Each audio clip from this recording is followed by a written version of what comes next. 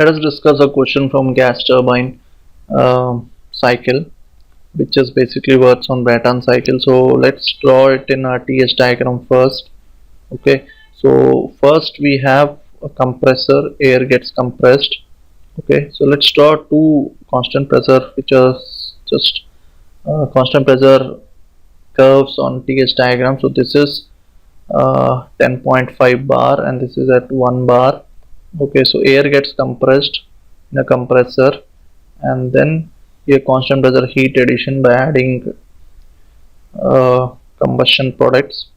Okay, so because of that, I mean, pressure remains constant. So that is how this Brayton cycle models. And then you have a expansion in turbine where at constant entropy for ideal turbine, and then heat rejection in a condenser, or if it is an open, then you just, if it is open gas turbine cycle, then it is just rejected and a new fresh air is taken at 1.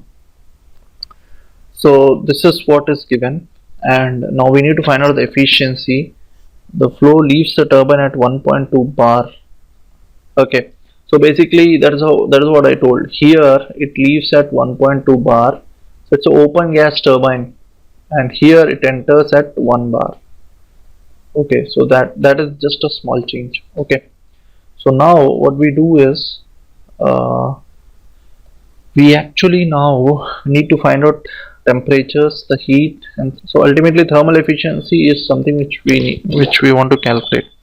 So thermal efficiency, we need the turbine work, the net work, so turbine minus the compressor by the heat input in 2 to 3. Okay, in the combustion chamber 2 to 3. So all these three we need to find out. For that we need temperatures, and for temperatures we have to find out temperatures. So first, like between process 1 to 2, it's T2 by T1. The ratio is nothing but the pressure ratio into gamma minus 1 by gamma. Now this equation is valid for ideal gas plus isentropic process. So for isentropic process on ideal gas, this equation is valid because PV power gamma is constant, and using PV is equal to MRT. Now removing volume, okay, we get to this equation. Okay, so gamma minus 1 is constant. Now T2, now T1 is given, which is 15, so we convert everything in Kelvin. So 288 is equal to P2 by P1, this is 10.5 by 1 bar into gamma minus 1 by gamma, which is 0.4, 1.4, so 0.4 by 1.4. So this value we get about 564.22 Kelvin. So we got T2. Now 2 to 3 is basically a combustion chamber process, and it is given that the temperature increases by 420 degrees. So T3 is T2 plus 420 degrees, which is nothing but 564.22 plus 420, which is 984.22 Kelvin. So T3 is okay. Now 3 to 4 is again isentropic process, so we apply the same equation. T3 by T4 is P3 by P4 into gamma minus 1 by gamma. So we know T3, so T4 is something which we need to find out. T3 is given as we just found out 984.22 by P3. P3 is 10.5. By now it should not be 1, it should be 1.2. Okay, it is 1.2 bar, 0.4 by 1.4. So this value comes out to be 529.27. This is the exit of the turbine.